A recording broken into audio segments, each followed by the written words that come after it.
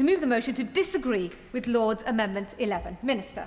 Thank you, Madam Deputy Speaker. I beg to move that this House disagrees with Lord's Amendment 11. Madam Deputy Speaker, this government was elected with a clear mandate to do what the party opposite failed to do in the last Parliament, namely to modernise the regulation of our country's insecure and unjust private rented sector and empower private renters by providing them with greater security, rights and protections. Our Renters' Rights Bill does just that, and it needs to receive royal assent as quickly as possible so that England's 11 million private renters can benefit from its provisions. Before I turn to the amendments before us, I want to thank Baroness Taylor for so ably guiding the bill through the other place and put on record my appreciation to all those peers who contributed to its detailed scrutiny. Madam Deputy Speaker, as you will know, the Government made several important changes to the bill in the other place, with a view to ensuring it will work as intended and in response to legitimate concerns raised about the implementation of specific provisions. In the interest of time, I will update the House only on the most apposite two. The first concerns the date from which a tenant is required to pay a new rent in instances where the first-tier tribunal has set a new rent amount following a tenant's challenge to a proposed increase. Madam Deputy Speaker, the Government was elected on a clear manifesto commitment to empower tenants to challenge unreasonable rent increases. It is essential that we deliver on that commitment, not only to protect tenants from undue financial pressure, but also to prevent rent hikes from being used as a form of backdoor eviction once Section 21 notices have been abolished.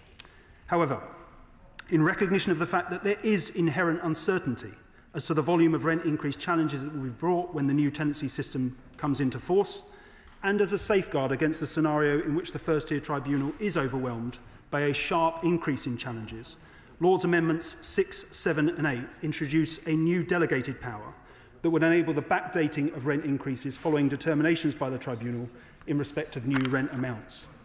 I want to reiterate what Baroness Taylor made clear in the other place, namely that it is not the Government's intention to make use of this new power unless and until it is considered necessary to avoid lengthy delays for genuine cases to be heard.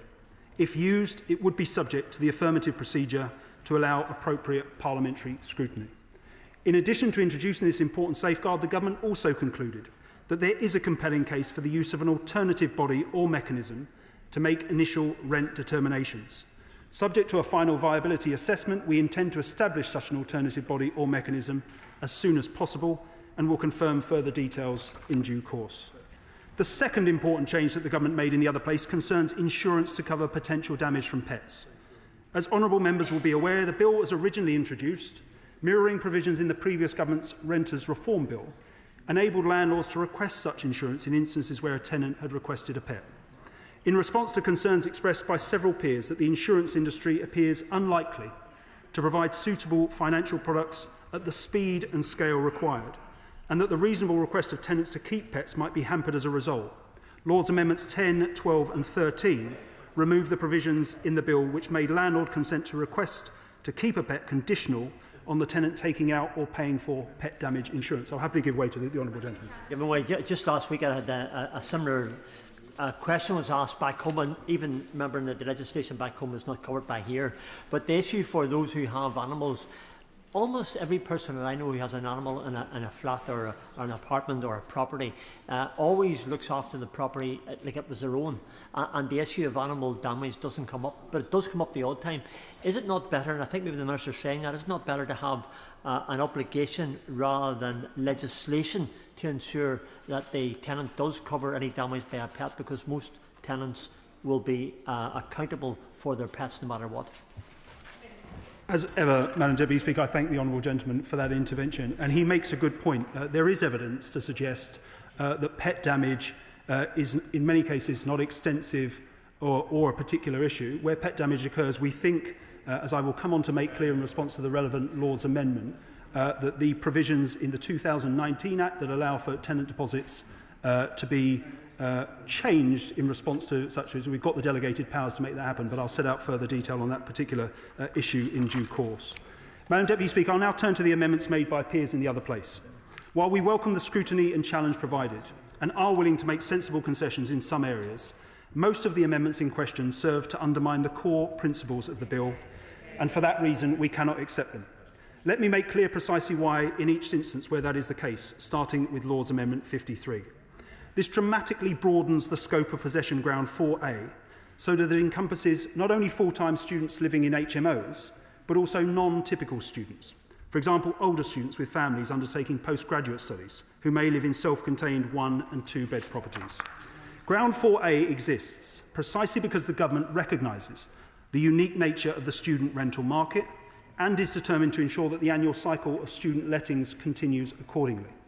However, Ground 4A was deliberately designed to ensure that the benefits of the new tenancy system introduced by the bill were not denied to non-typical students. We believe restricting its use to HMOs or dwelling houses in HMOs strikes the right balance, and I therefore urge the House to reject Lord's Amendment 53. Turning next to Lord's Amendment 64, which introduces a new ground for possession for the sole purpose of allowing a landlord to regain their property to house a carer for themselves or a member of their family living with them. Everyone in this chamber, Madam Deputy Speaker, recognises the vital work that carers do to support people to live independently and with dignity. However, while the government is profoundly sympathetic to the needs of those who require care, I'm afraid we cannot support this amendment for two main reasons. First, while I appreciate entirely that some peers currently own and let rental properties in close proximity to their homes, with a view to one day using them to house a carer for themselves or members of their family, there's no compelling evidence to suggest that this practice is sufficiently widespread to justify the insertion into the bill at this late stage of a dedicated possession ground to cater specifically for it. Second, Madam Deputy Speaker, the definition of carer in the amendment, namely anyone providing any form of care in a voluntary or contractual arrangement, is so broad that the scope for abuse, in our view, is substantial. I therefore urge the House to reject this amendment. Turning next to Lord's Amendment 18. This would reduce the prohibition on reletting or remarketing a property following the use of possession ground 1A from 12 months to 6.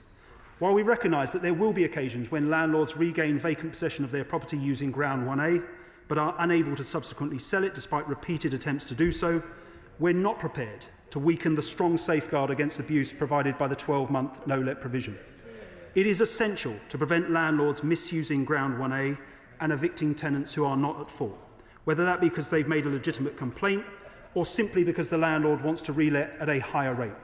The government remains firmly committed to the 12-month no-let restriction, and I urge the House to reject Lord's Amendment 18 on that basis. Lord's Amendment 19, Madam Deputy Speaker, is a related amendment that exempts shared owners from the 12-month reletting and remarketing restriction, as well as other important restrictions. Madam Deputy Speaker, I want to make clear that the government recognises the plight of shared owners living in buildings that require remediation. I know from my own efforts to support shared owners in my constituency of Greenwich and Woolwich that those affected by the building safety crisis are facing often unaffordable costs, often with no viable exit route other than a distressed sale. To better support affected shared owners, it's worth noting that the government has already taken a number of steps to provide greater clarity in respect of what flexibilities and assistance they should expect from registered providers, including in relation to subletting at market rates. We also recognise there is more that might be done outside of this legislation to mitigate the impact of the building safety crisis on shared owners, and are committed to exploring all options. However, Madam Deputy Speaker, while I very much commend Lord Young of Cookham for championing the interests of shared owners in difficulty, and am more than happy to continue to engage with him to determine if there is a way to provide them with greater support that does not undermine the core principles of the bill, I'm afraid I cannot accept Lord's Amendment 19 at this time, purely because the government remains of the view that it could undermine protections for the small subset of tenants who happen to rent a sublet home from a shared owner. Turning next to Lord's Amendment 11, Madam Deputy Speaker, which would allow landlords to require an additional deposit equivalent to 3 weeks' rent as a condition of consent to a tenant's request to keep a pet. We cannot support this amendment. Requiring a further 3 weeks' deposit would cost the average tenant in England over £900. Such sums would be unaffordable for many tenants and would greatly exceed the average deposit deduction for pet damage of £300. We are satisfied, and this speaks to the honourable gentleman's point earlier, that the existing requirement for 5 weeks' deposit for typical tenancies is sufficient to cover the risk of any damages relating to pet ownership. And crucially, as I mentioned, we already have the delegated powers necessary under the 2019 Tenant Fees Act to allow higher deposits for tenancies with pets, should evidence come forward to the contrary. For these reasons, I urge the House to reject Lord's Amendment 11. Turning next to Lord's Amendment 26 and 27, which would require local authorities to meet the criminal rather than the civil standard of proof when imposing penalties for rental discrimination and rental bidding breaches. The government is absolutely clear that the civil standard, which is aligned with similar legislation such as the wider anti-discrimination provisions of the Equality Act 2010, is the appropriate one to apply in these circumstances, requiring local authorities to evidence a more stringent criminal standard of proof in respect to provisions that cannot themselves lead to a criminal offence where the conduct persists, will make local authority enforcement extremely challenging and prohibitively resource intensive. We cannot accept these amendments for these reasons, and I urge the House to reject them. Turning finally, Madam Deputy Speaker, to Lord's Amendment 39, which would bring service family accommodation within scope of the modernised decent home standard this government is introducing. I want to begin by once again acknowledging the integral role that safe and decent accommodation plays in the lives of our service personnel and their families. This government is absolutely determined to improve the standard of service family accommodation across the entire defence estate, Scotland, Wales, Northern Ireland as well as England. However, the government cannot accept this amendment. As has been debated at length at various stages of the bill, the Ministry of Defence are absolutely clear that subjecting secure defence sites to local authority inspections, as this amendment would do, is unworkable due to access and security constraints. In any case, as we've made clear many times, the MOD already applies the Decent Homes standard as a benchmark, has gone further with its Decent Homes Plus standard for service family accommodation, and has committed to complying with AWAB's law requirements and to mirror any timescales to deal with damp and mould in their key performance indicators. As the House will know, earlier this year the MOD announced an additional £1.5 billion investment in SFA as part of a £7 billion commitment over the next 5 years. And in the coming months, the government will publish a defence housing strategy, setting out clear renewal standards and further steps to improve accommodation for the men and women who serve our country. Importantly, Madam Deputy Speaker, those renewal standards will apply to the whole UK defence estate, ensuring that the different nations of the UK are not subject to different decency standards, as would be the case under Lord's Amendment 39. While we believe there are very strong reasons for objecting to that amendment, I do appreciate fully that peers want certainty that all service accommodation will be brought up to the requisite standard. With a view to providing greater confidence as to the government's clear intentions in this area, I can confirm today that the Ministry of Defence will lay before Parliament and publish on gov.uk an annual report on the standard of service family accommodation in the UK. I hope that the transparency and accountability that annual reporting will facilitate will provide sufficient reassurance as to the government's commitment to the commendable objectives that underpin Lord's Amendment 39, but for the reasons I provided, we will not be able to accept it today. Madam Deputy Speaker, I mentioned at the outset that the government is willing to make sensible concessions in some areas, and that is the case in relation to Amendments 55 to 57, which would expand Ground 5A to allow landlords to evict their tenants to house self-employed workers and other types of workers engaged in agriculture. Peers also agreed to Lord's Amendments 58 to 62, which would expand Ground C in order to allow landlords to evict a wider range of workers rather than just tenants who are employees. Having reflected on our position, we've tabled amendments in lieu which narrowly expand Ground 5A to allow agricultural landlords to evict assured tenants in order to house both employees and non-employed workers engaged in agriculture. We believe this small technical change will support the government's clear intention to ensure that the agricultural sector can continue to function effectively without compromising wider security of tenure. I'm pleased that both Lord Carrington and the National Farmers Union have indicated their support for these changes. To conclude, Madam Deputy Speaker, this bill has undoubtedly been improved as a result of the scrutiny that it has been subjected to, but the government is not prepared to allow its core principles to be undermined in the way the various amendments before us do. I urge the House to support the government's position, and I look forward to the remainder of the debate. The question is that this House disagrees with the Lords in their Amendment 11, and I call the Shadow Secretary of State, James Cleverly. Madam Deputy Speaker, thank you very much. The UK needs a vibrant and fluid private rental sector, and we need it to deliver communities that are happy and cohesive, and we need it to deliver fairness, we need it to deliver stability, and we need it to deliver security for families. And I've been looking at the government's position on this bill, and I pay tribute to the honourable gentleman, right honourable? Honourable, the honourable gentleman, for the work that he has done on this. I mean, he deserves to be right honourable. He's been doing the hard yards, load of work on this. I'm sure he was disappointed that he didn't get to leave the department. Congratulations to the new Secretary of State. I have no doubt the opportunity will come in the near future anyway. So I would just say be patient for the moment. The problem is with this bill, Madam Deputy Speaker, is, and I have no doubt it is full of good intentions, it is poorly thought through and counterproductive. I'm assuming it's poorly thought through. It's entirely feasible that actually the measures within this bill are well thought through, but designed to undermine the private rental sector. So it's either inept by accident or on purpose. I'm going to go with inept by accident because that is more in keeping with the government's actions in this department. This bill is clearly a mishmash of backbench hobby horses that the front bench don't have the authority or the courage to put to bed because it is entirely counterproductive in its measures, something which has been recognised and highlighted by their lordships in the other place. This bill risks driving private landlords out of the sector, reducing the supply of private rented accommodation, pushing up rents for those people in the private rented sector. And through limiting the supply, it also means limiting the options for tenants in the private rented sector and leaving them worse off. Yep. And we do not need to look very far geographically to see what happens when governments get this wrong. In Scotland, fixed terms were abolished. Rent controls were imposed, regulations tightened, and what did we see? What was the result, Madam Deputy Speaker?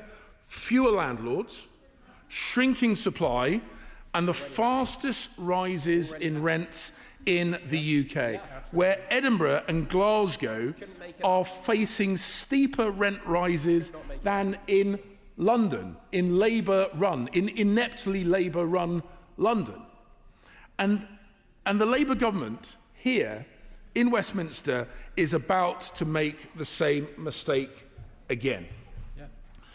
Because the benches opposite, the government benches, are, for whatever reason, obsessed with fixing what is already a highly successful sector. The private rental sector has got the highest satisfaction levels of any tenure types, more so than social rented sector, more so than owner-occupiers. Gentlemen. In the giving way, I don't know what correspondence he is looking at, but the correspondence that I see from my constituents in Hillingdon does not tell a story of a sector that is secure and safe for people, but instead they are battling damp and mould, 35% rent increases in recent years. Is that success in the opposition's view? The honourable gentleman makes the classic statistical error of taking his inbox and assuming that is representative of all the people within a sector. Has it not occurred to him that perhaps the people who are happy in their private rented accommodation don't tend to write to their MPs saying, apropos of nothing, I just want to let you know that I am happy. And I have it on good authority from my good friend and colleague that actually he is not doing a terribly good job of championing the social rented sector in his own constituency. So he seeks to deny the private rented sector, simultaneously denying people the social rented sector. I'm not sure where he thinks people in his constituency should actually live. But the point is, Madam Deputy Speaker, this is a mishmash of incoherent proposals that is designed not to improve the private rented sector. It is designed to keep angsty backbenchers happy. And what the front bench is already starting to learn, is you cannot pay political Danegeld to your own backbenchers. They will be insatiable. They will be, I give you due notice, they will be insatiable. They will take whatever red meat you're throwing to them and they will ask for more. We're already seeing this,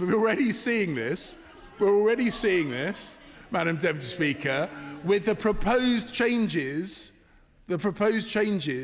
to the social security, to disability. They had plans on the front bench. The backbenchers had other plans. And guess who won? The courageous leadership shown by the turbulent backbenchers. And they will see this again with this issue. And on these benches, we understand that a good tenure mix is actually really good for the UK. And we took measures to improve the private rented sector, but we made sure that we did it in the right order. We made sure that the courts were ready. Go on. I thank the Honourable Member for giving way, and I was intrigued by his remarks about the success of the sector. And if the sector was so successful, why is it that there has been a consistent position from the opposition benches, both when they were in government and, I believe, as they went into the previous election, to go forward with ending no fault eviction? If the sector is working so well, I'm confused. I would be grateful if he could explain. Thank you. Well, Madam Deputy Speaker, it's interesting that on the one hand we have voices from the front bench saying we didn't do anything, and at the same time we have voices from backbenches saying we were doing something. So perhaps they should coordinate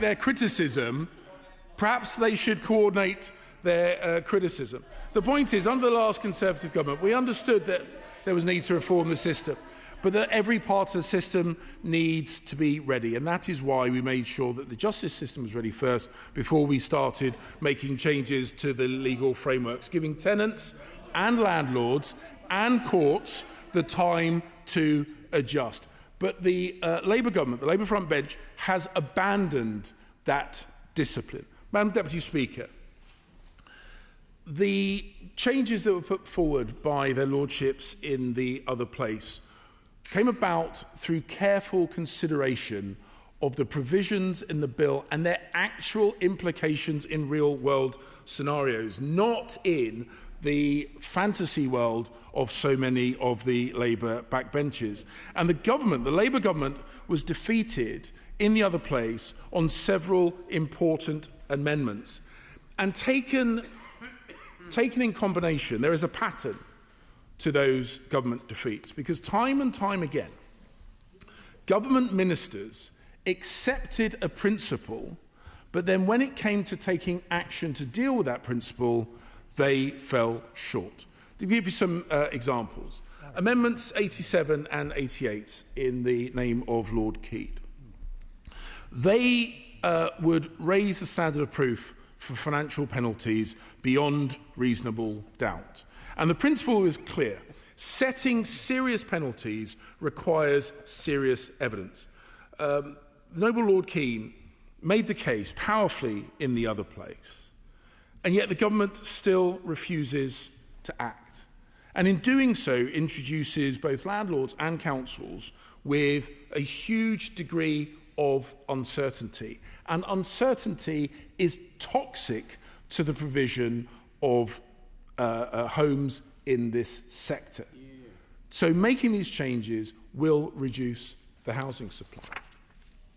The honourable gentleman made mention of Amendment 5 in the name of the Noble Baroness Scott, which would extend Ground 4A to all student homes, not just those with 3 or more bedrooms. And this is another example of where the government accepted the principle and the need to act in that in the student rented sector, it is important that the tenures match the academic year to give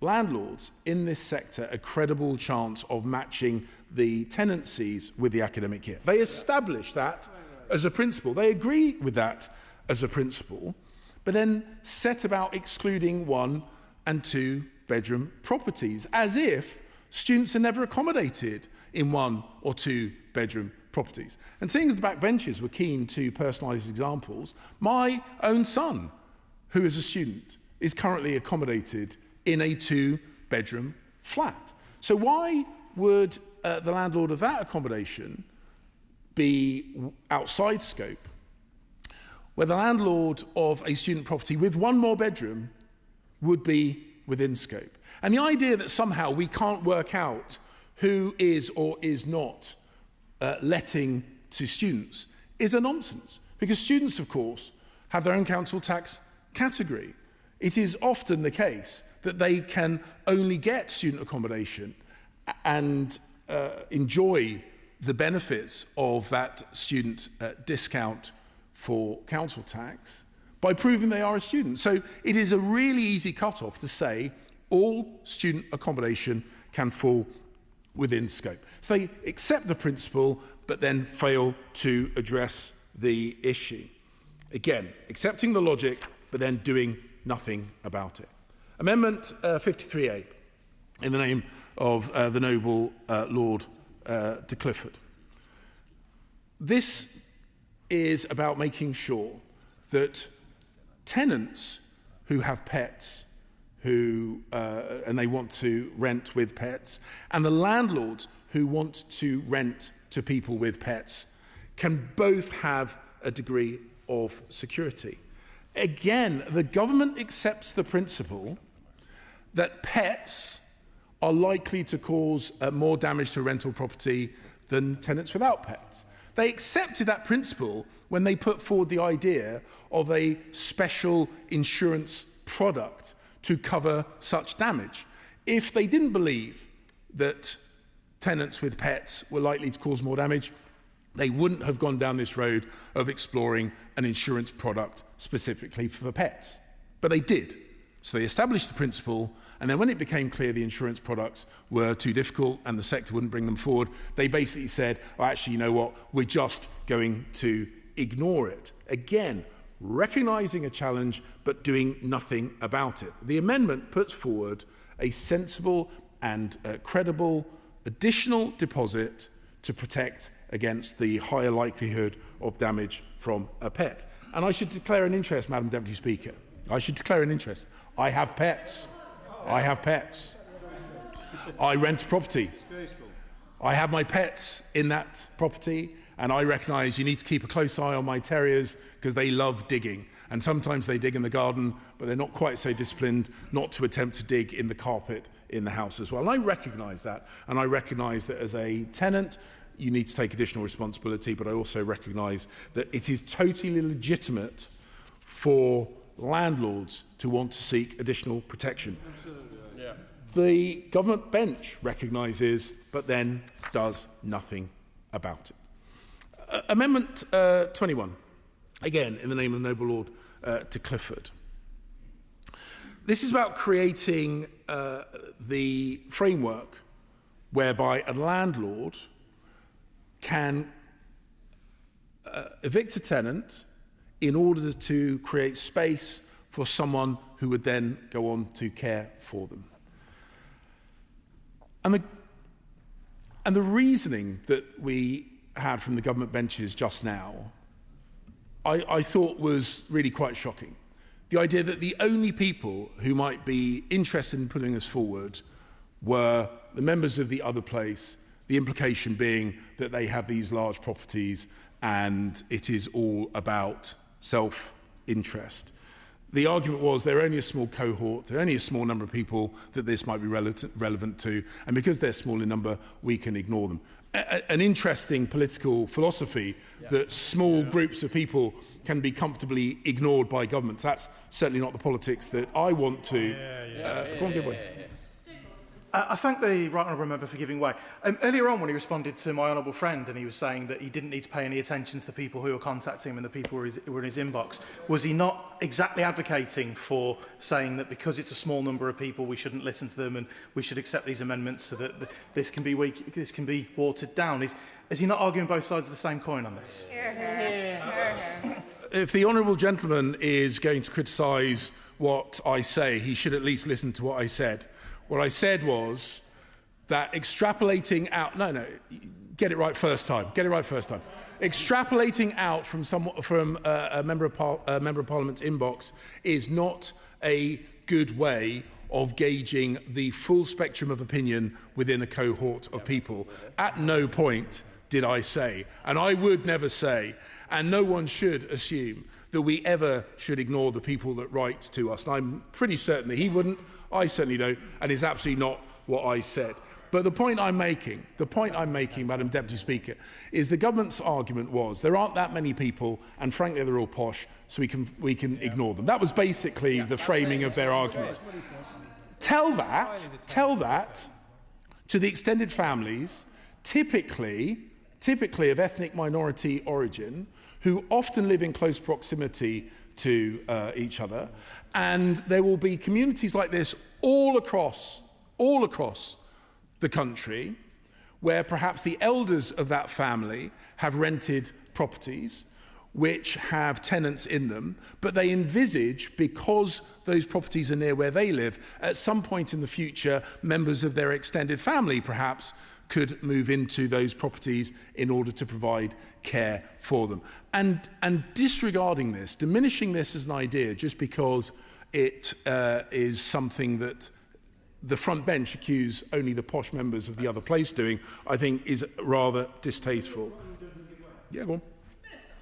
The right honourable gentleman failed to address the second concern the government has about this amendment, the substantial risk of abuse that will flow from the definition of a carer.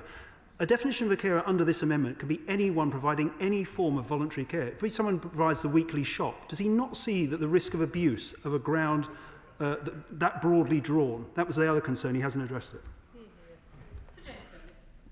There are always opportunities for abuse, but closing off a provision that would be really valuable to many, many families around the country because there is a risk of abuse. If we were to do that, there are loads of areas where government wouldn't legislate. You don't disregard an opportunity just because of the potential of abuse. You manage that abuse. I'll move on a little bit more quickly. I want to make sure all the Labour backbenchers get their opportunity to speak. It's their legislation, Madam Deputy Speaker.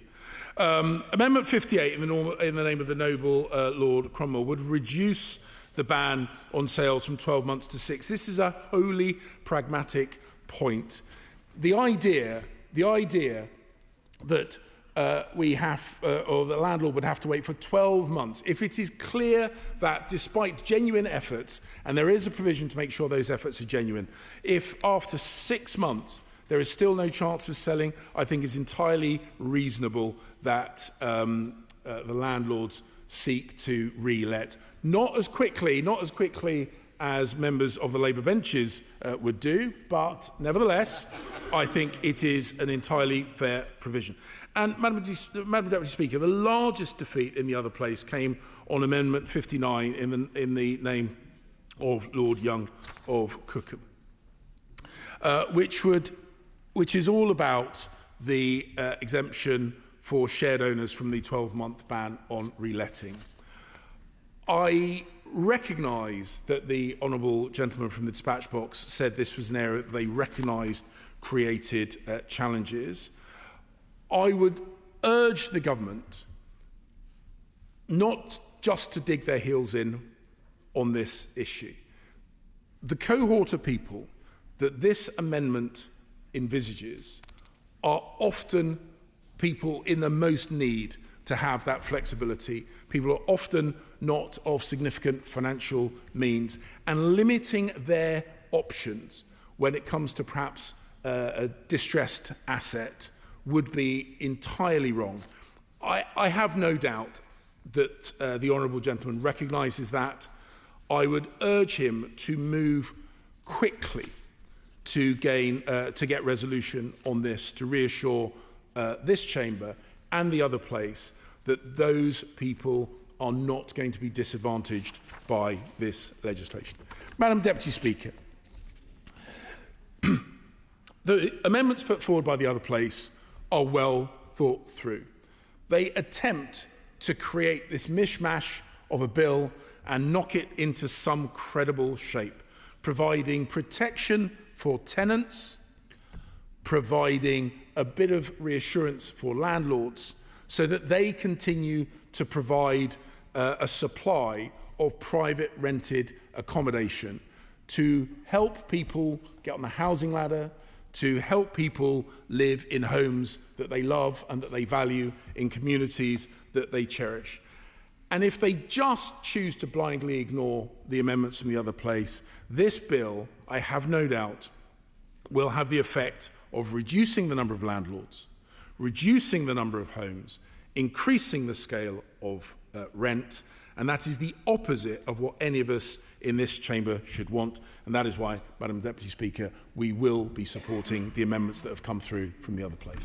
Yeah. Antonio Bance. Thank you, Madam Deputy Speaker. And once again, I stand here proud to speak in favour of this groundbreaking legislation that finally gives some balance back between the landlord's right to profit from an asset and the renter's right to a home. I want to oppose in particular new amendments 26, 27 and 18 put forward by the landlord lobby in the other place. Amendments 26 and 27 would increase the evidence bar for all civil penalty offences to the criminal standard of proof, to beyond reasonable doubt, rather than on the balance of probabilities. This will gut the ban on discrimination against housing benefit recipients and the ban on refusing to let to families and the ban on bidding wars. These measures will be almost unenforceable if this amendment stands. Now, discrimination is notoriously hard to prove, and we all know that early interactions between a renter and a prospective landlord are often not in writing. So proving beyond reasonable doubt that a prospective renter was prevented from letting a property because they might be a benefits claimant, because they might have kids, would be extremely challenging. And proving bidding wars the same.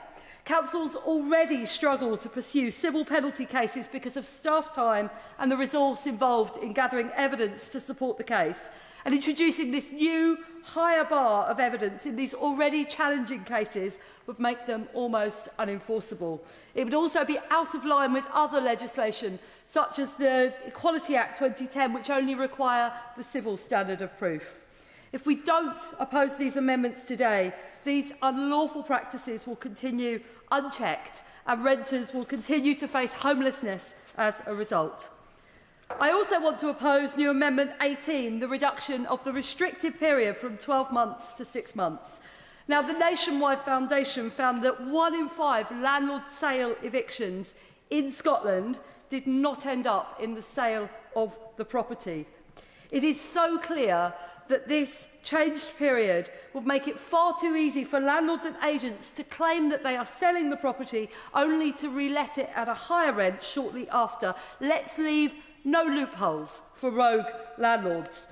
A no-let period with financial penalties for breach provides a clear and significant deterrent against such behaviour.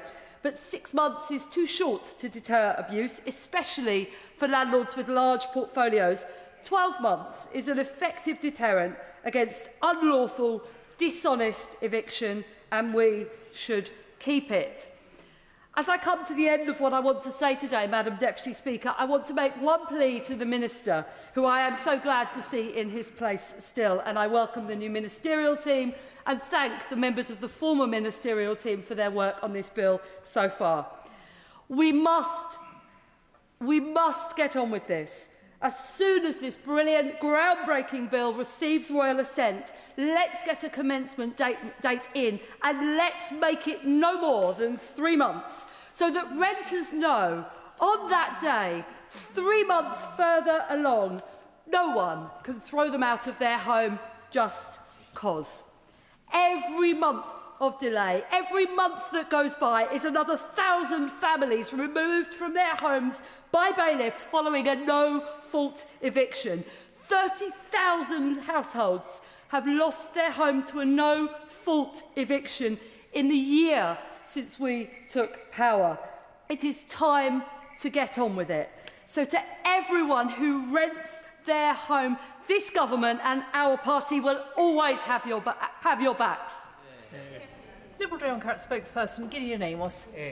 Thank you, Madam Deputy Speaker, and I'm grateful to the Minister for presenting the government's position on the Lord's amendments, and indeed as he was in presenting government's position on the 92 amendments we put down in committee. I was only regret that in doing so he was rejecting all 92 of them. I was going to congratulate the Secretary of State on his position, but he's escaped in time. I will come to those amendments because some of them were ones on which the other place took a different view. But I'd also like to declare my interest in a registered provider of social housing.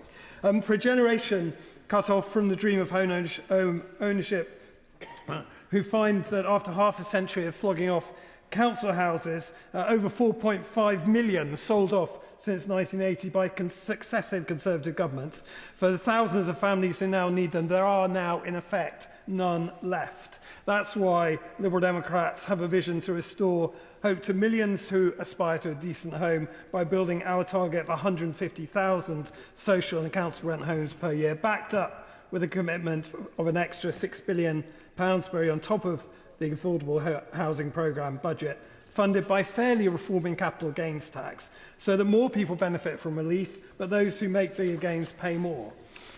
Alongside that, we want a new generation of rent-to-own homes so that people can get onto the ownership ladder. It's the biggest and most ambitious programme since council housing was invented by Lloyd George and Addison back at the beginning of the 20th century. But that's also why we have long campaigned for an end to no-fault evictions and for longer and more stable tenancies for tenants. The government has put both those key measures in this bill, and that's why we support it and we want to see it enacted. Tenants have lived with insecurity and fear that if they speak up, they might lose their home for far too long. When it comes to the Lord's amendments before us, however, some improve the bill, while some, however, would weaken it. Amendment 11, requiring tenants to pay over pet deposits, would pile on new financial burdens, putting the right to own pets out of reach for those already struggling. It is not in the spirit of this bill, and therefore we cannot support it. Similarly, Amendment 18 would cut the prohibition on reletting unsold properties from 12 months to 6. That might sound like a neat compromise, but in practice, it would give cover to any rogue landlord looking for an excuse to evict. A 6-month ban would be far too short to give tenants the protection from abuse that they deserve. And then there's Amendment 26, which seeks to raise the bar for enforcement by moving the burden of proof from civil to criminal. That sounds like technical. Right honourable friend, give way. I will happily give way. Thank you, and I'd like to thank my colleague for giving way. In Torbay, we have almost 50% more people who rent in the private sector than the national average. Whilst the vast majority of landlords are good landlords, sadly there are some rotten apples out there, and that's why Amendment 26 and pushing against this is absolutely essential, because we need to ensure that local authority have the powers to hold these landlords to account, and I hope my right honourable friend would agree with me on that. I do agree with my honourable friend, and I pay tribute to the sterling work he does in Torbay and has done in the past as leader of the council on these issues. That change in the burden of proof may sound technical, but in fact it would gut the powers of local authorities to hold bad landlords to account, as my honourable friend has said. At a stroke, it would make justice for tenants far, far harder to achieve. Amendment 53 points in the same wrong direction, seeking to reintroduce fixed-term tenancies. The whole point of this bill is to shift to periodic tenancies, arrangements that give renters both flexibility and more security. Dragging us back to fixed terms, which would become standard across that particular element of student housing, would undermine those core principles. On the other hand, there are amendments to the bill that make the bill fairer and more workable, and which we support. Amendment 19 recognises the reality faced by shared ownership leaseholders who can be hit hard and are disproportionately hit hard when sales fall through no fault of their own. Without that exemption, they could face financial ruin. It's a simple matter of justice, and we support it. And Amendment 64, creating a new possession ground where a landlord needs to house a carer, is in keeping with our belief in the Liberal Democrats and the importance of supporting the millions of carers out there who are so often overlooked. It's right that the law should recognise the vital role they play. And if there are risks of abuse, then it's open to the government to bring forward its own amendments to set out how it would make the same provision for accommodation needed by carers. But Madam Deputy Speaker, Amendment 39, which would legislate a decent home standard for our military, goes to the heart of who we are as a society and what our obligations are to those who serve. I pushed for this amendment at earlier stages in the Commons, and indeed it's long been a Liberal Democrat position, previously raised by my honourable friend for North Shropshire in the previous Parliament. It's therefore disappointing that whilst the government has come forward with its own amendments on other matters in this bill, on decent homes for our military, agreed across party in the other place, they have not come up with any such amendments. On that point, would the honourable member give way? Happily. Does the honourable member agree with me that if the MOD say themselves that the MOD housing standard already is higher than the decent home standard, then they should do the decent thing and accept Amendment 39 and put this on the face of the policy? Gideon Amos. Indeed, our military deserve no less than this being on the face of the bill, in whichever way the government wish to do it. And if it is so easy, as my honourable friend has pointed out, is the government's position, then surely it can hold no fear for the government in doing so. It is disappointing, therefore, not to have those amendments. We're told that 90% meet the decent home standard, and my honourable friend clearly read that part of my speech before I gave it. But those figures actually come from contractors who are responsible for managing those properties and have an interest in saying that they already meet the standards. There's no independent assessment. And the Defence Select Committee, Madam Deputy Speaker, painted a very different picture, didn't it? When families reported to the Select Committee, it is disingenuous, and I quote, "It is disingenuous for the DIO to present glossy brochures about being decent homes plus when they are anything but. It is clear that the DIO's property frequently does not meet the standards, and crucially, moreover, there is no local authority or anyone else to hold them to account, as would be the case for private and other landlords." We're told that it would be impractical to extend the decent home standard to military housing because of access behind the wire. Yet the former Chief of Defence Staff, the Lord Stirrat, reminded colleagues in the other place that civilian officials already go into far more sensitive areas of military bases. It's not a serious objection. Of course I will give way to this. Do the Lib Dem benches have any concerns about one of the issues I raised, which is applying the decent home standard to the defence estate in England when a different standard will apply to Scotland, Wales, other parts of the United Kingdom? Fracturing the defence estate in that way is problematic.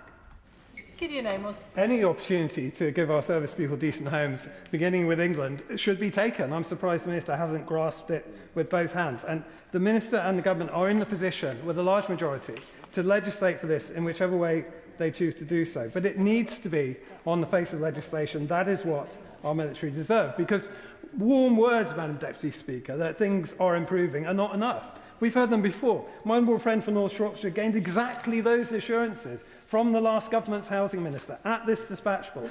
A categoric assurance the government would legislate. It hasn't, and it didn't. As Lord Stirrat I will happily give way. It says nothing has changed yet again, but does he not welcome, as I do as a constituent MP of a significant amount of military housing around RF Northolt, the significant £1 billion plus investment into military housing, the insourcing back into public ownership of thousands of MOD homes based on the previous government's botched a privatisation deal which costs taxpayers huge amounts of public money? Gideon Amos. I do welcome the moves that the honourable gentleman refers to, including the insourcing, but the responsibility for quoting whether they meet decent home standard plus is down to contractors who have a commercial interest in reporting that. The difference with the decent home standard generally is it's subject to independent inspection, and that is a crucial difference. And given that investment, surely there should be a robust regime going alongside that investment, which is which is set out in primary legislation to ensure that that investment continues and those standards are reached, and that is, as I say, the least our service people should be able to expect. As I was saying, my honourable friend was given categoric assurances that the government would legislate. It didn't, and it hasn't. And as Lord Stewart, the former Chief of Defence Staff, also reminded Lords, speaking from experience, this is not a new problem, one that governments have failed to tackle for decades. And he said, I quote, "For decades now, I have seen at close hand the deficiencies in service families accommodation. For years, I have listened to successive governments undertake to get to grips with the issue. For decades, I have seen them fail to do so. Why should I or anybody who comes after me put any faith in any government's promises that are not backed up by enforceable measures?" And Madam Deputy Speaker, that is the nub of the issue. Service families have heard promises for decades. Now, surely, is the time for action. Our military deserve the gold standard. That means they deserve legislative provision for decent homes, whichever way the government wishes to do it. Well, gentlemen, to engage with the clear concession I made from the box, the confirmation that the Ministry of Defence will lay before Parliament and publish on gov.uk an annual report on the standard of service family accommodation in the UK, giving transparency and accountability, reassurance that the standards we all want to see improve and be met will be. I welcome any report that will deal with this issue, but the fact is that unless the government accept or bring forward its own amendment to provide this protection for service families on primary legislation, then our service people will be the only category of renters who are not guaranteed a decent home standard in legislation, in primary legislation. Private renters will be, social renters will be, our military service families won't be. That cannot be right. The balance is wrong, and the government need to do more, and they need to legislate. The final objection the government has made is that they want to do it differently. So be it. The House, I'm sure I will wait with bated breath, as I'm sure the whole House will, for the government's amendment, giving service men and women the gold standard they deserve. Since government has no amendment of its own on this, we shall continue to press ours, both here and in the other place. Our armed forces should not be the only group in Britain excluded from the right to a decent home in legislative terms. That is what Amendment 39 delivers. That's why it must stand part of the bill. Madam Deputy Speaker, this bill is about a vision for better homes and dignity, security and fairness for renters. That must include the families of our armed forces, like 40 Commando Royal Marines in Norton Fitzwarren and elsewhere in Taunton, whose Norton Manor camp I was proud to start a petition to save against its proposed closure by the previous Conservative government. And that commitment must sit alongside our national mission to build more social and council homes, 150,000 per year, to restore hope for a whole generation. That's what the Liberal Democrats are fighting for, and that is the change the country desperately needs. Thank you. Danny Beales. Thank you, Madam Deputy Speaker.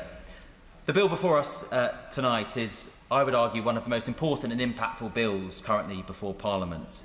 And I say this not as someone who's seen a few emails in my inbox, but for someone who has themselves seen the impact of the sector, having experienced homelessness twice growing up in my teenage years, having been evicted myself through a Section 21 eviction. As a renter for many years in London as an adult, I know the worry that many go through when pushing for simple repairs to be made, for mould to be addressed, fearing that ultimately your reward for asserting your legal rights will be a Section 21 eviction. The private rented sector in this country is unbalanced, it is insecure, and the rights of tenants are far outweighed by the powers of the landlord in our current legal system.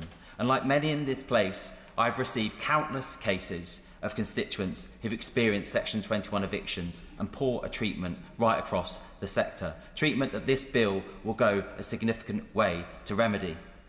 That is why I hope we can support tonight the Government in opposing the Lord's amendments, which seek to weaken, to neuter and to undermine key provisions in this bill. And specifically, I want to mention amendments 26 to 27, 11 and 18. And I'm pleased the Minister's outlined that the Government will be opposing them tonight. Amendments 26 and 27 will require local authorities to meet a criminal standard of proof to impose financial penalties for discrimination and rental bidding. This seems completely inappropriate for the offences and the relatively small financial penalty which results from them, around £7,000 maximum penalty. And also completely out of kilter with other provisions which local authorities would be enforcing in a similar civil standard. And I would argue that it is incredibly hard to prove that burden of proof for many of these offences. How would a tenant prove beyond reasonable doubt, for instance, that they've been discriminated against for being on benefits? Anyone in that situation would know quite clearly that is incredibly difficult, if not possible, to do so. And clearly this would neuter the provisions of the bill. I'd also argue that local authorities have incredibly limited resources, particularly for enforcement action, and such a high bar would likely deter them from pursuing these offences further. Amendment 11, which allows a landlord to require a pet deposit of up to 3 weeks' rent as a condition of consenting to a tenant keeping a pet in their property, is again, I think, disproportionate. First, it will hit the poorest hardest, and I'm pleased that the opposition spokesperson has pets and has no problem with such provision, but many people, not with a parliamentary salary, would struggle to pay 3 weeks extra deposit on top of 5 weeks deposit already in place. The Minister mentioned a £900 average. Well, in a constituency like mine in London, it is even more than £900. A family rented sector accommodation would probably be several £1,000s for a 3 or 4 bed in my constituency. And I'd argue that's completely disproportionate to charge simply for having a cat or a dog at home. And secondly, there's actually no evidence to suggest that such a pet deposit is required to protect a property. University of Hull's recent research found that 3/4 of pet-owning tenancies result in absolutely no claim against the existing deposit levels. So I would argue that the existing 5-week deposit is more than adequate to support pet-owning households. And equally, in fact, I think the Battersea Cats and Dogs Home found that owning a pet increased the length of time someone stays in a tenancy and reduced tenant turnover, benefiting financially the landlord, not harming them.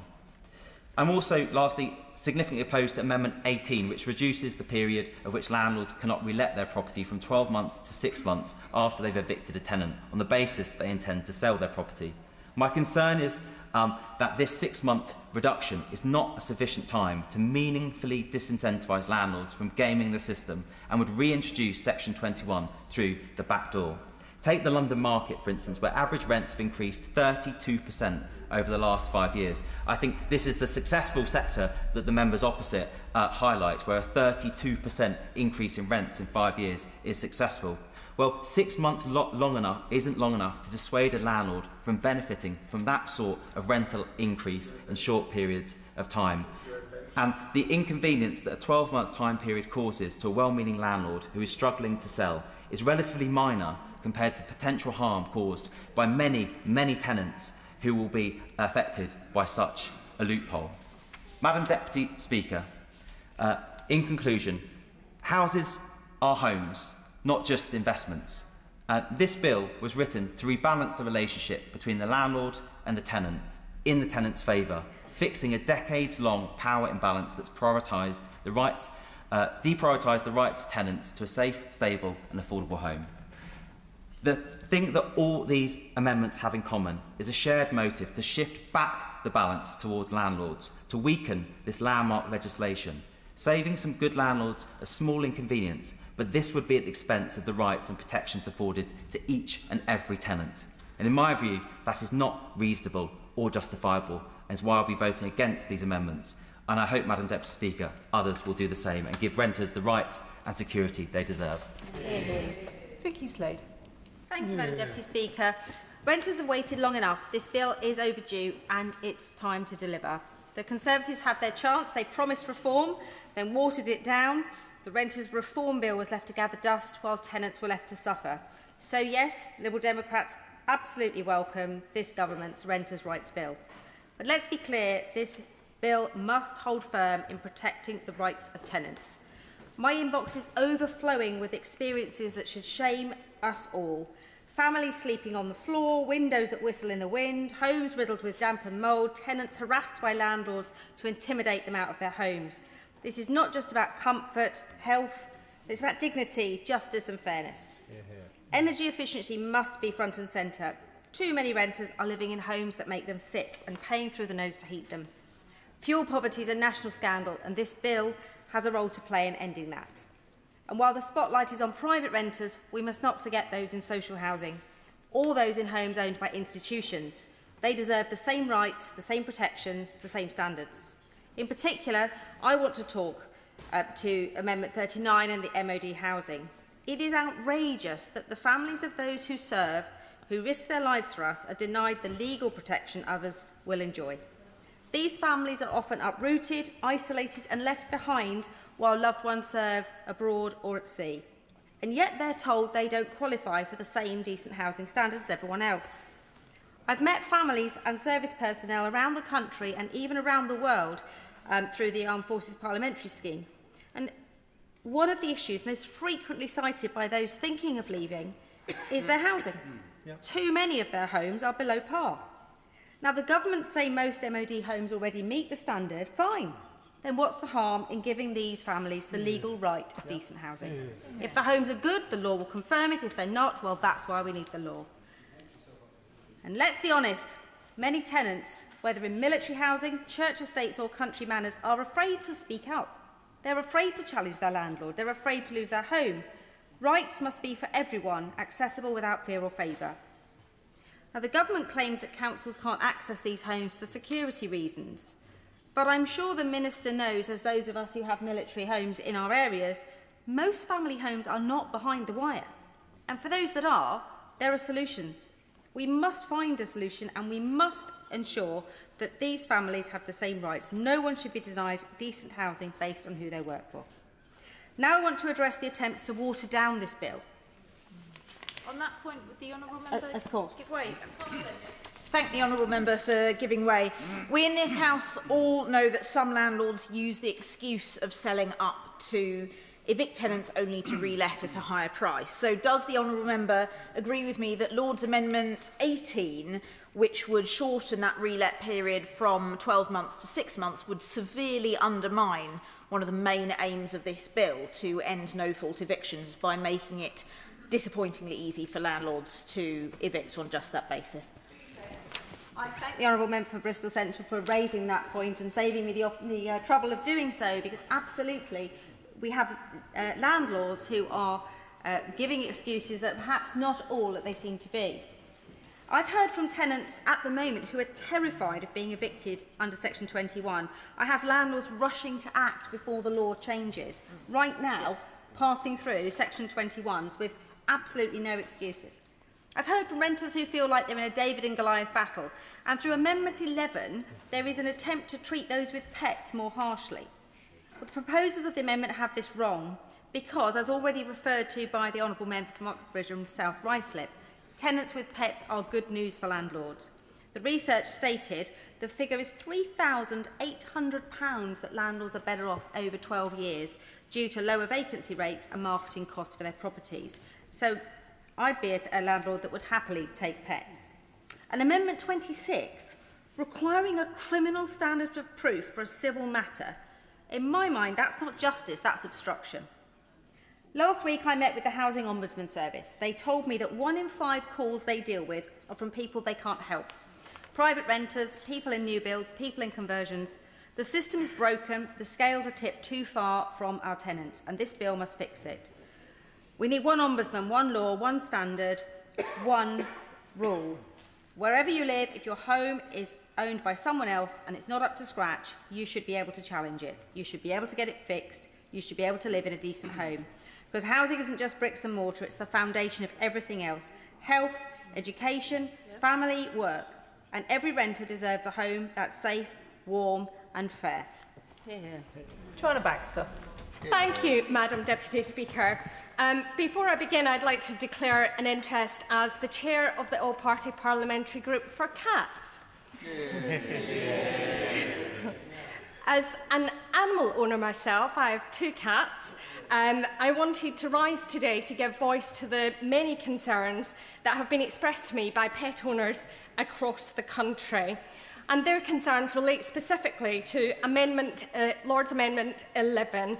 That amendment, which would allow landlords to request a pet deposit equivalent to 3 weeks' rent. This amendment was added, narrowly voted in during the bill's report stage in the House of Lords in July, in response to the Government's decision to remove the right for landlords to request tenants to take out pet damage insurance. Cat Protection have argued that the Government's decision to remove the provision allowing the landlord to request pet-related damage insurance was the right one, as the insurance sector was not ready to meet demand competitively. The Minister and the Lords outlined many arguments against the pet deposit amendment, including how an extra 3 weeks deposit is unaffordable for many tenants. The Minister also referred to a report commissioned by Battersea Dog and Cats Home and the University of Huddersfield, which found that 76% of landlords reported that they did not encounter any damage caused by cats or dogs in their rental properties. The Minister noted how the Government is content that landlords would be suitably protected against the cost of pet damage through existing tenancy deposits, and I have to say I wholly agree. Cat Protection are also strongly of the view that charging an additional pet deposit is neither necessary nor proportionate. In the very rare circumstances where damage caused by a pet may exceed the value of the existing security deposit, measures already exist for landlords to seek additional compensation from the tenant. The amendment could see tenants forced to find up to an additional £1,500 for a one-bedroom flat in high-rent areas. That would mean that those without those additional ready funds are priced out of having a pet. Another problem with the addition of a pet deposit is the potential lack of transparency regarding what a landlord decides should constitute pet damage and what constitutes the type of damage which would otherwise be funded by the standard security deposit. Some landlords may just see this as an extra fund, as providing an option to withhold more money for standard wear and tear. Damage can be avoided with, for example, the use of throws and rugs, and I know that both Cats Protection and Dogs Trust adopters are always given information on how to provide enrichment activities to keep their pets happy. And perhaps the honourable member opposite would like to take advantage of those to ensure that his terriers don't tear up his carpet. Madam Deputy Speaker, I am concerned that this amendment will reintroduce the very inequity that the pet provision was designed to remove. That is, putting the price of pet ownership out of reach for many tenants and entrenching geographical inequality. We all know how beneficial pets can be, not just for their welfare, but our own well-being. And Cats Protection's Cats and Their Stats Report 2024 found that over 500,000 households who would like a cat don't currently have one simply because their rental agreements forbid it. I strongly believe that this additional pet deposit should be withdrawn from the bill. The standard security deposit is more than adequate to cover any additional damage caused by a pet. I will be opposing Lord's Amendment 11, and I would encourage colleagues from across the House to do likewise. Andrew Rossendale. Thank you, Madam Deputy Speaker. And I rise to speak to Amendment 11 and the wider issue of pet ownership already spoken about by many other members this afternoon. Pet ownership in rented accommodation is an issue that I have long campaigned for, actually, here in this House over many years. And some honourable members will remember the Dogs and Domestic Animals Accommodation and Protection Bill that I myself tabled and presented to the House in 2020, otherwise known as Jasmine's Law, which supported the principle of a pet in every home. The British people, Madam Deputy Speaker, care deeply for the welfare of animals, especially, I have to say, in my own constituency of Romford. As an owner of 2 Staffordshire Bull Terriers, sadly no longer with us, Buster and Spike, sadly no longer here, but nevertheless, we all understand how important animals are to the lives of human beings. And I know just how important the companionship of pets are to so many people, especially those who live on their own.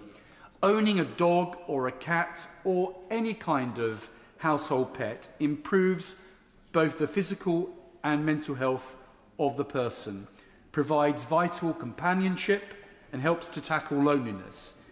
In fact, Madam Deputy Speaker, pet ownership is estimated to save our NHS around £2.5 billion a year by reducing the number of GP and hospital visits. Yet, despite these clear benefits, housing issues remain the second most common reason for animals being relinquished to animal shelters and sanctuaries, such as Battersea Dogs and Cats Home, where I was very privileged to visit only a few weeks ago, and charity, an organisation that I've had many links to over the years, particularly during my time as the Shadow Minister for Animal Welfare some years ago.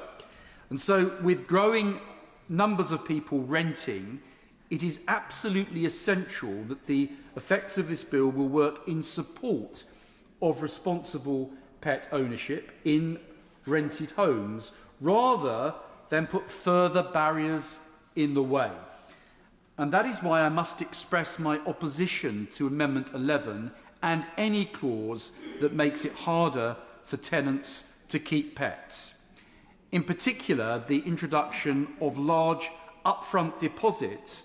These will only serve to price out many people from owning pets, especially in the context of the ongoing cost of living crisis that we are facing today. It is absolutely wrong that someone is prevented from owning an animal that they love and they want to be with because of this situation. The law needs changing, and I've argued for this for many years, including with ministers in the previous government that I had to go and see, and eventually they agreed that this policy was the right policy, and I hope my own shadow front bench will reconsider the stance they are taking today. And I do commend the words of the Honourable Member for Uxbridge South and Ruislip, of Mid Dorset and North Poole, and of Paisley and Renfrewshire South.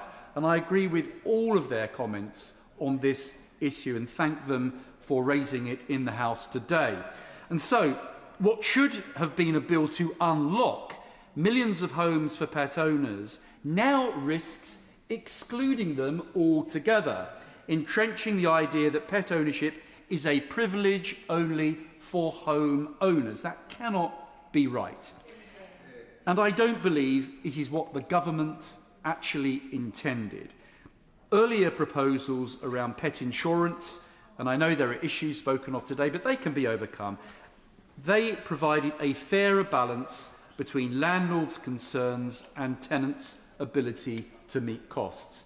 Insurance spreads the expense more evenly across the year and avoids the burden of large one-off deposits. It is disappointing that this approach appears to have been set aside by the Lord's Amendment.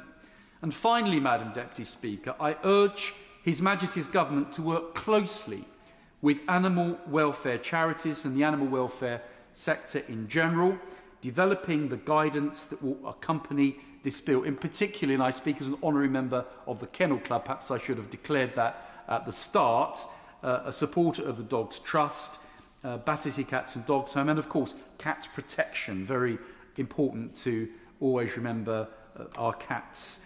We need clear definition of what constitutes unreasonable grounds for a landlord to refuse a tenant's request for a pet. That clarity will help landlords and tenants alike and avoid unnecessary disputes ending up before the Ombudsman or courts. Madam Deputy Speaker, Jasmine's Law has always been about the simple belief that people should not have to choose between a home and a beloved companion. We must not let this bill, through the Lord's amendments, particularly number 11, undermine that vital principle. Rachel Blake. Thank you, Madam Deputy Speaker. I'm speaking against the Lord's Amendments 58 to 62, which expands eviction grounds, and against Lord Amendment 27. But I want to briefly revisit the core principles of this bill to end no-fault eviction, providing stability not just for individuals but also for the private rented sector market, to introduce a private renters database and an ombudsman, restoring rights to private renters and transparency so they can understand the tenancy that they're in more detail, and also establishing Awab's law into this sector. These are vital interventions in the private rented sector market, which we know is very diverse, and I think it's really important that this bill becomes law as soon as possible. All of us across the chamber will recognise the impact that this uncertainty around this issue has had in the private rented sector for a number of years. I have to say it was pretty unedifying listening to the opposition reneging on their previous commitments to end no-fault eviction. The first commitment from the Conservatives to end no-fault eviction was in 2019, which I think was about 4 Conservative Prime Ministers ago, but I've given up counting. I understand that the current Shadow Housing Secretary might not have remembered the position that their previous Prime Minister took on this, but this really cannot come soon enough. The number of private rented no-fault eviction notices my constituents are receiving, the instability that this is causing in the sector, is causing real harm and distress for those people who live in that sector. I just want to focus particularly on amendments 58 to 62, which expand ground 5C. I think these are completely unnecessary expansions. They provide yet more uncertainty within the sector, and they open up the risk of further additional claims of introducing other grounds for eviction, which I think undermine the overall principles of the bill.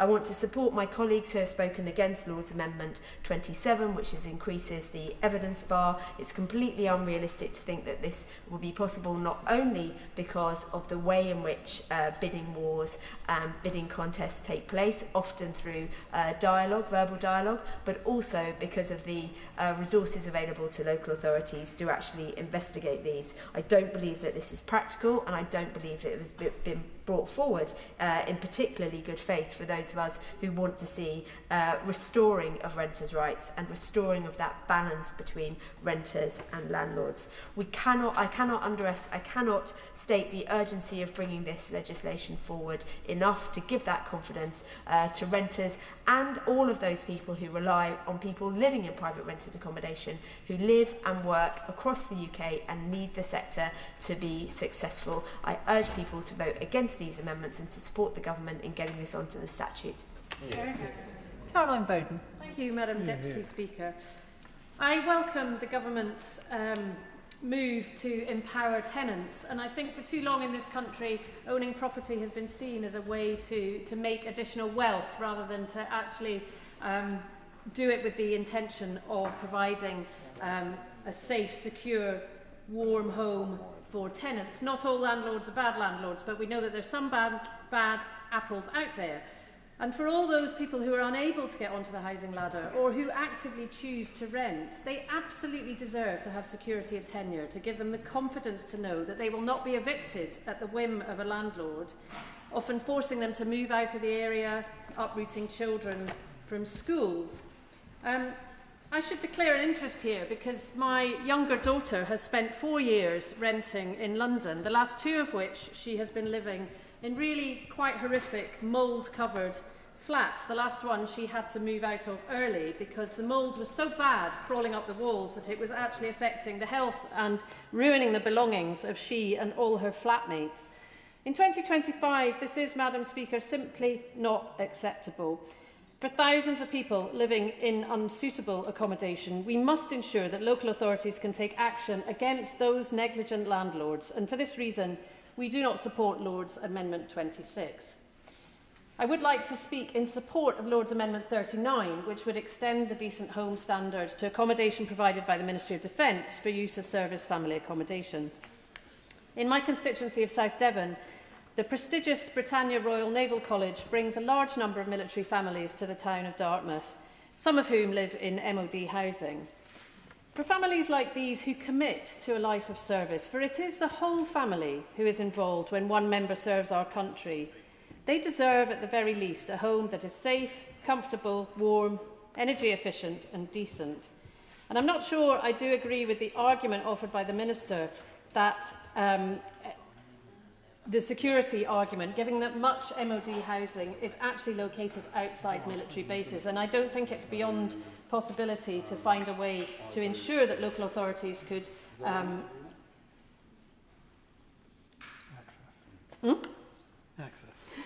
access housing. Sorry, mental blank.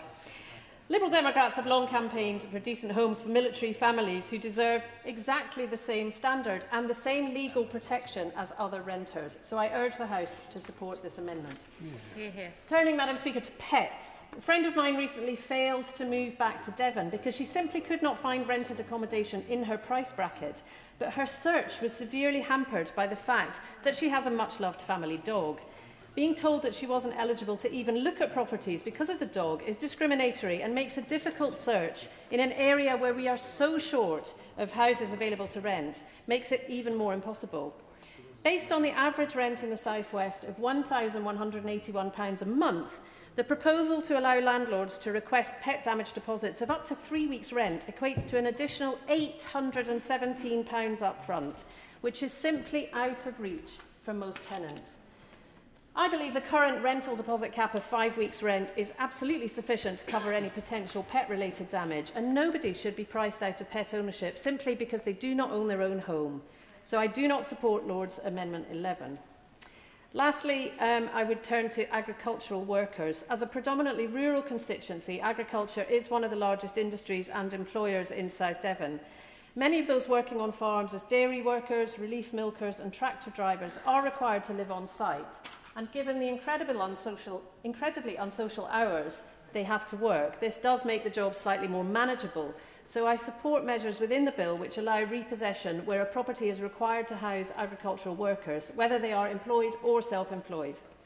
Farmers regularly tell me how difficult it is for them to find housing for farm workers, with many having to rely on caravans and cabins that aren't really suitable for long-term living. As it is increasingly common in farming for workers to be self-employed, we must ensure they too are covered by the grounds for repossession. So I will be supporting Amendment 55. Thank you. Dave Robertson. Thank you, Madam Deputy Speaker. I'm glad I've managed to sneak in. I hope I'll get finished before... there's been many speeches around the Chamber tonight, and I think a lot of them have been focused around many of the things that this bill will hopefully achieve. And I can confirm that my honourable friend from Paisley in South Renfrewshire does have 2 very cute cats. I do, however, want to turn to a much more serious issue, the issue of domestic abuse and domestic violence. One of the most challenging cases that I've picked up as a Member of Parliament since last July is the case of my constituent Caitlin, whose situation I have raised on the floor of the House before, but I will do so again today. Caitlin's partner was arrested for coercive control less than a week after she signed a tenancy agreement with him. Caitlin has never lived in the property that they rented together, but has had to pay thousands of pounds of rent on that property because her mother is the guarantor and he refuses to pay rent on it. The simple fact is she does not have the rights that she needs to be able to get out of that situation. It has had a huge financial impact and a huge personal impact on both her and her family. And when you hear that and you hear that she doesn't have the rights that she needs to be able to exit this, I am reminded of a quote that my honourable friend from Yardley gave when she came to a fundraiser in Lichfield constituency a few years ago, and that is that governments so often talk about the need to defend the nation, and the first responsibility of government is to keep people safe.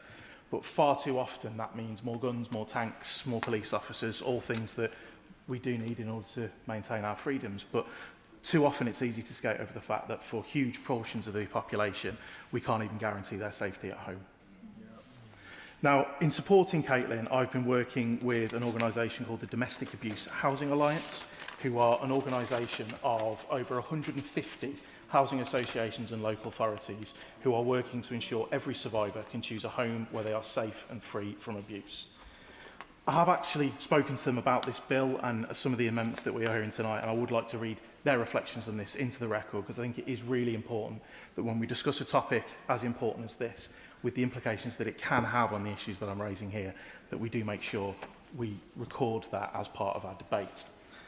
They have said that part of what they would want to see and part of the things they'd urge the Minister to do doesn't require a legislative response, but certainly we should be pressing local authorities to make sure that if they're going to be given investigatory and enforcement powers, that the staff are trained to recognise domestic abuse and coercive control as a separate issue, rather than treating it solely as a tenancy or antisocial behaviour issue. But if we turn specifically to the amendments, I am going to read this verbatim again. They are asking to ensure that the amendments made by the House of Lords that threaten to weaken the bill are removed. These changes would water down rights in England's least secure tenure and put survivors at greater risk. Halving relet protections, increasing deposits for pets, creating new repossession grounds, all undermine stability and safety for survivors. The bill must return to the Commons in its stronger form to deliver real security. Survivors must not be collateral damage of parliamentary compromise. The bill is a once-in-a-generation opportunity to put housing security and safety at the heart of renters' rights. Madam Deputy Speaker, when I hear that from an organisation like the Domestic Abuse Housing Alliance, I find it very difficult to, in any way, not to be proud to walk through those lobbies and support my government in getting rid of these watering down amendments from the other place, because we have an opportunity here to make real change for survivors, and I will be proud to be part of it. Thank you. Minister. Thank you, Madam Deputy Speaker. With the leave of the House, I will close what has been a brief but a well-natured and considered debate. Can I thank all honourable and right honourable members who've spoken for their contributions. Madam Deputy Speaker, in opening the debate, I set out in some detail the reasons why the Government is resisting the bulk of the amendments made by the peers in the other place. But in the time I have available to me, I will further substantiate some of the Government's arguments and respond to a number of the issues that have been raised in the debate. Several honourable members questioned the Government's logic in resisting the amendment related to ground 4A and argued that it is too narrow. As I made clear, ground 4A exists, Madam Deputy Speaker, precisely because we recognise the unique nature of the rental market.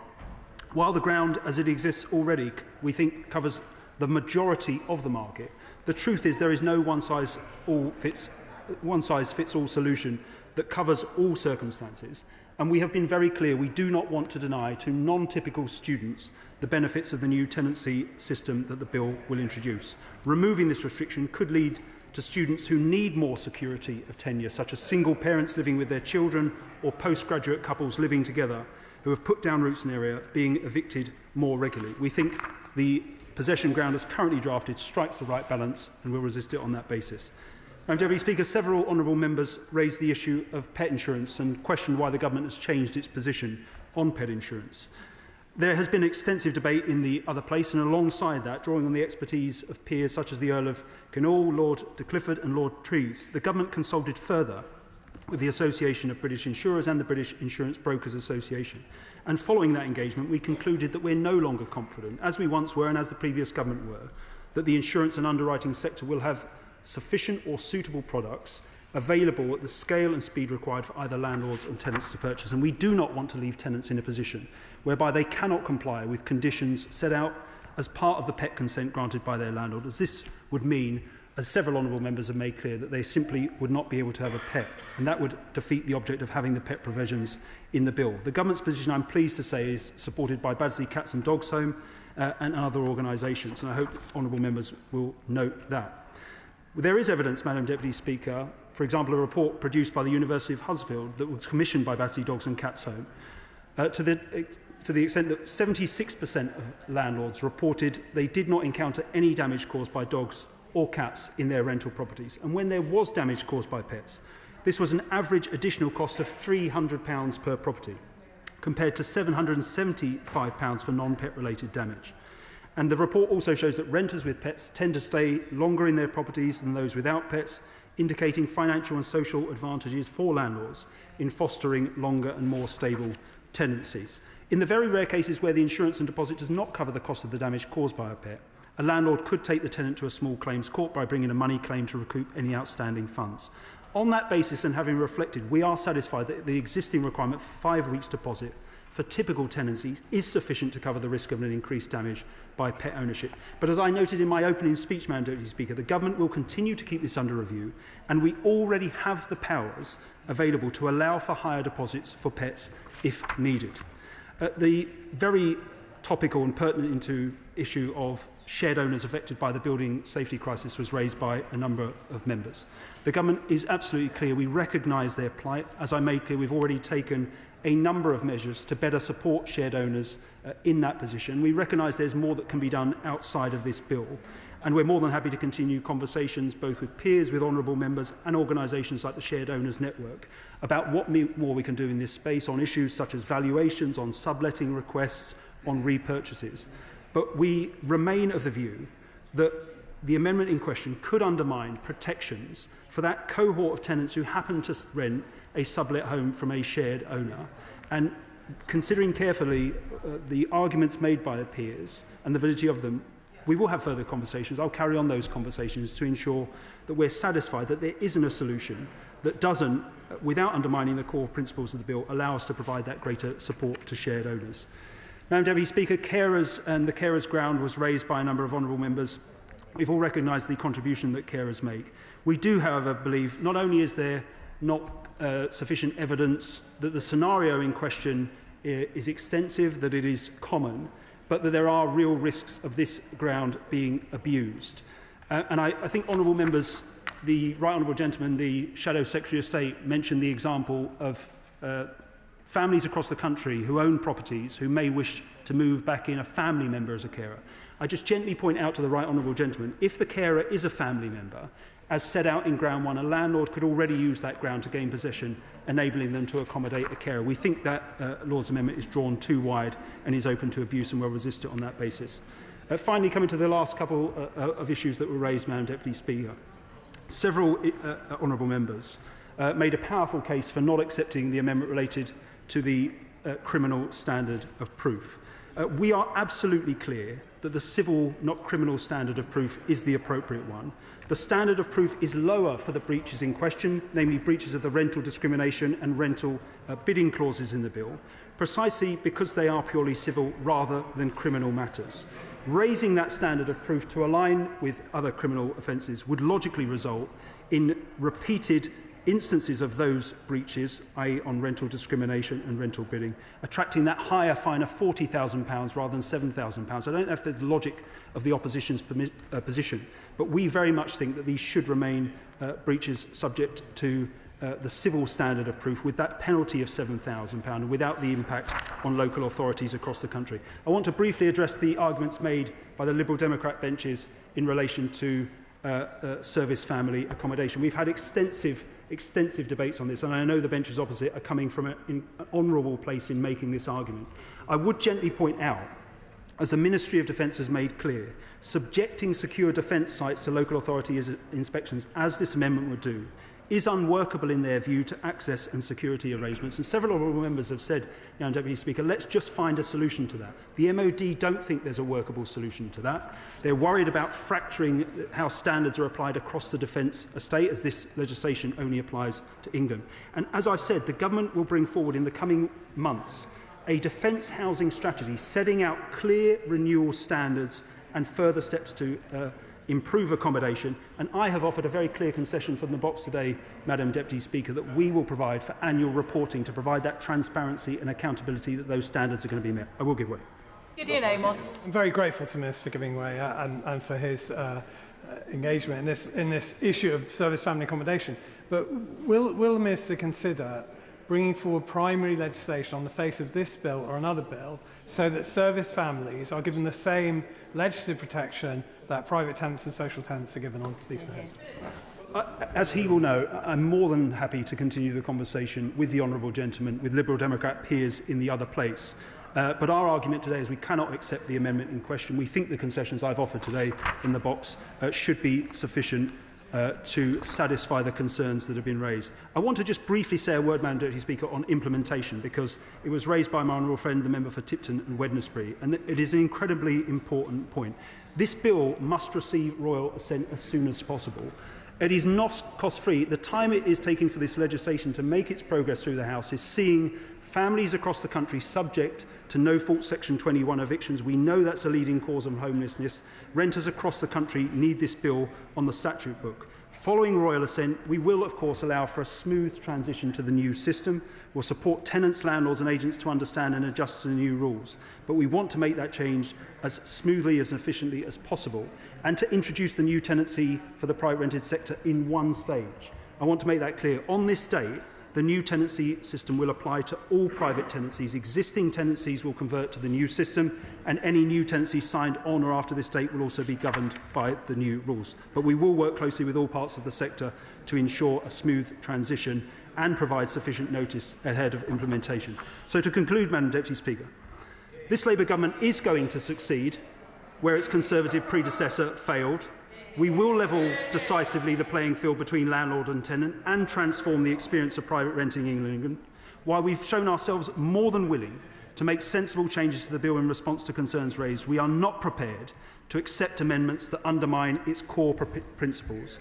I look forward to continuing the constructive conversations I've had with peers over recent weeks with a view to securing agreement across both houses in the near future, and I commend the government's position to the House.